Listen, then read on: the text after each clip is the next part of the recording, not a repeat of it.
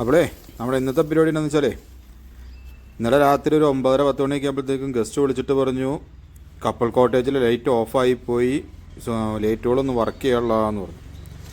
എന്നാ പറ്റി ഏതാ പറ്റിയെന്ന് അറിയാൻ വേണ്ടി ഓടിച്ചെന്ന് നോക്കിക്കഴിഞ്ഞ് കഴിഞ്ഞപ്പോൾ ആ ഒരു ലൈനിൽ മാത്രം കറണ്ടില്ല. അപ്പോൾ എവിടെയോ വയറ് ഷോർട്ടാന്ന് മനസ്സിലായി.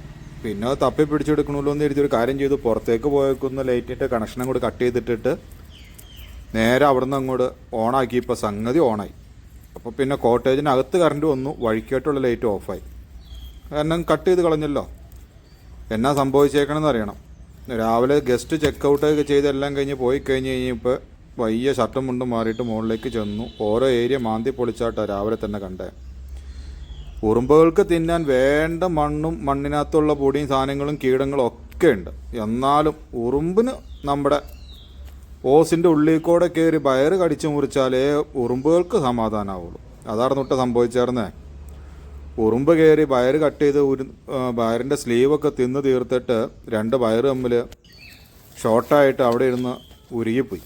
അതായിരുന്നു ഇന്നലെ ട്രിപ്പായി പോയതിൻ്റെ കാരണം. അപ്പോൾ കംപ്ലൈൻറ്റ് കണ്ടുപിടിച്ചു, എല്ലാം സെറ്റാക്കി, വയറ് കട്ട് ചെയ്ത് ജോയിൻ്റ് അടിച്ചു, എല്ലാം റെഡിയാക്കി. അടുത്ത മുടിഞ്ഞു പോയ ഓസിൻ്റെ ഉള്ളിൽ കൂടെ തന്നെ വീണ്ടും ഉറുമ്പിൻ്റെ മണ്ണും പൊടിയൊക്കെ കുത്തിക്കളഞ്ഞ് ഓസ് വീണ്ടും തിരിച്ച് കയറ്റിക്കൊണ്ടിരിക്കട്ടോ. ഈ കാടിനകത്ത് എന്നടാവേ ഇരുന്ന് പണിയണേന്നൊന്നും ചിന്തിക്കണ്ട. ഏലം നിൽക്കുന്നുണ്ട്, ഏലം കൂടാതെ കുറച്ച് ബാമ്പു നിൽപ്പുണ്ട്. അതിൻ്റെ ഇടയ്ക്ക് നിൽക്കണ ആ ഇടയിലായിരുന്നു കേട്ടോ ഈ ഉറുമ്പ് കയറി പണി തന്നത്. സാധാരണഗതിയിൽ എലിയാണ് ഇതൊക്കെ കറണ്ട് തിന്നാറുള്ളത്. ഇതിപ്പോൾ കറണ്ടിന് എലിക്കും വേണ്ട, എലിക്ക് കറണ്ടും വേണ്ടാത്ത അവസ്ഥയായതുകൊണ്ട് ഇപ്പോൾ ഉറുമ്പുകൾ ഏറ്റെടുത്തേക്കോട്ടെ പരിപാടി. അപ്പോൾ പിന്നെ വേറെ ആരും ഉണ്ടായിരുന്നില്ല കൂടെ. പിള്ളേർ ഓരോ പണിയും കാര്യങ്ങളൊക്കെ ആയിട്ട്, റൂം സർവീസും കാര്യങ്ങളൊക്കെ ആയിട്ട്, ക്ലീനിങ്ങും കാര്യങ്ങളൊക്കെ ആയിട്ട് അതിൻ്റെ പുറകെയായിരുന്നു. അപ്പോൾ നേരെ തോട്ടത്തിൽ പോയിരുന്നു. ആ ബാക്കിൽ കാണുന്നത് നമ്മുടെ സ്റ്റോൺ ഹട്ടാട്ടോ, കപ്പൽ കോട്ടേജിൻ്റെ ഫ്രണ്ടാണ് കാണുന്നത്. അവിടെ പോയിരുന്ന് ലൈറ്റൊക്കെ ഊരിയെടുത്ത് വയറൊക്കെ ജോയിൻ്റ് അടിച്ച് എല്ലാം സെറ്റാക്കി പണിതുകൊണ്ടിരിക്കും കേട്ടോ. ആ ജോയിൻ്റ് അടിച്ചുകൊണ്ടിരിക്കുന്ന സമയത്തും ഉള്ളിൻ്റെ ഉള്ളിൽ ചെറിയ ടെൻഷൻ ഉണ്ടായിരുന്നു കേട്ടോ. കാരണം നമ്മൾ കണ്ടുപിടിച്ചിട്ട് കട്ട് ചെയ്ത് മാറ്റി കൊടുത്തല്ലാതെ ഇനി വേറെ എവിടെയെങ്കിലും ഉറുമ്പ് ഇതേപോലെ പണി തന്നിട്ട് വയറ് ഷോർട്ടായിട്ടുണ്ടോയെന്നും അറിയില്ല. എന്തായാലും പടച്ചോനെ കാത്തോളിയെന്നും പറഞ്ഞിട്ട് പരിപാടി അങ്ങോട്ട് തുടങ്ങി. എല്ലാം കഴിഞ്ഞിട്ട് സ്വിച്ച് ബോർഡ് ഒന്ന് ഓണാക്കിയിട്ട് ഒന്ന് തിരിഞ്ഞു നോക്കുക കേട്ടോ. അൽഹംദുലില്ലാ, സംഗതി ലൈറ്റ് ഓണായിട്ടുണ്ട് കേട്ടോ.